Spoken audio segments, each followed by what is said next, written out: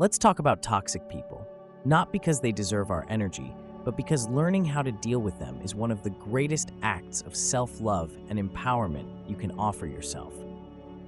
Toxicity isn't always obvious. Sometimes it's subtle, slipping into your life under the guise of humor, criticism disguised as help, or manipulation wrapped in concern. But no matter how it appears, the impact is undeniable. You feel drained, small, and trapped. It's like they cast a shadow over your light.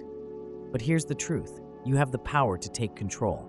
Not by changing them, that's not your job, but by changing how you respond. Let's start with detachment. Imagine you're in a storm, the wind and rain battering you relentlessly. Fighting the storm doesn't stop it, it just exhausts you. But stepping into shelter, that changes everything. The gray rock method is that shelter. When you interact with toxic people, give them nothing to latch onto. Be neutral, calm, and uninteresting. No arguments, no emotional reactions, just gray rock stillness. Why does this work? Toxic people thrive on drama. They feed off your reactions, your frustration, your energy. By being unresponsive, you starve them of what they crave. Over time, they lose interest because there's no fuel for their fire. But what if their behavior still gets under your skin? That's where reverse empathy comes in. Instead of reacting emotionally, observe them with curiosity. Ask yourself, what is this person trying to achieve? What insecurity drives this behavior? Toxicity often comes from deep pain, fear, or insecurity. Seeing this doesn't mean you excuse their behavior, but it helps you detach emotionally. When you view their actions as predictable patterns rather than personal attacks, you take away their power over you. They're no longer a storm, they're just a passing cloud. Of course, detachment isn't enough on its own. You also need boundaries, clear, firm, and consistent. When someone crosses a line, you calmly say, "This doesn't work for me," or "I need you to stop." Boundaries aren't about pushing people away, they're about protecting your peace. Here's a secret. Toxic people will test your boundaries. They'll argue, guilt trip, or push harder. That's why you need to enforce them consistently. Think of boundaries as the foundation of your emotional house. Without them, the walls crumble. Sometimes, setting boundaries isn't enough, especially with those who won't let go of their negativity. That's when you redirect their energy. Shift the conversation to something neutral or positive. Ask them about their hobbies or a topic they enjoy. It's not about fixing them, it's about steering the interaction away from conflict. But what if they keep coming at you? Here's another tool: silence. Toxic people hate silence because it leaves them with nothing to react to. Responding calmly with a simple, "I understand," or even a neutral nod can diffuse their attempts to provoke you. And then there's strategic agreement. If they say something critical or manipulative, you can neutralize it by responding with, "You might be right." It's disarming.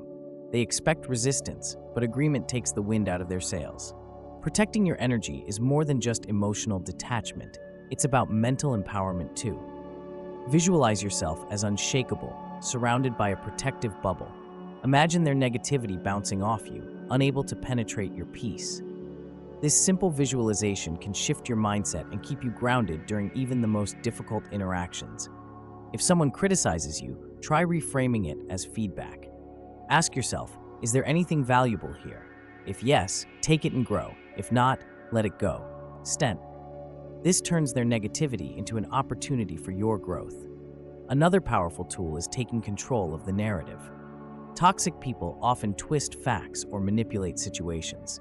Stay calm, state the truth clearly, and don't engage in their distortions. When you remain composed and confident, they lose the ability to dominate the conversation. When they complain or dwell on negativity, redirect the focus to solutions. Ask them, "What do you think we can do to improve this?" It forces them to shift from criticism to problem solving, or to realize they're stuck in unproductive patterns. Sometimes, all they want is to vent. Listen, but don't validate their negativity. Phrases like, "I hear what you're saying," keep you emotionally distant while allowing them to feel acknowledged. And finally, when all else fails, there's the practice of energetic cord cutting. Toxic people often leave lingering emotional ties that weigh you down, even after they're gone. Picture a cord connecting you to them, and visualize yourself cutting it with golden scissors. Release them with gratitude. not for their behavior, but for the lessons they taught you. These tools aren't just about managing toxic people, they're about reclaiming your peace, your energy, your life. Toxicity doesn't define you. It's a mirror that shows where you need to grow stronger, set clearer boundaries, and honor yourself more deeply. You have the power to choose differently. You don't have to engage, explain, or fix. You can detach, redirect, and protect yourself. Every time you choose your peace, you're sending a message, not just to them, but to yourself. I am worth more than this. You don't owe anyone your energy, your light, or your happiness. Protecting yourself isn't selfish, it's sacred. Toxicity may enter your life, but it doesn't have to stay. By using these tools, you take back control, not by fighting them, but by honoring yourself. Because the most powerful act of self-respect is choosing peace over chaos, love over fear, and freedom over entanglement. And that's a choice you can make today.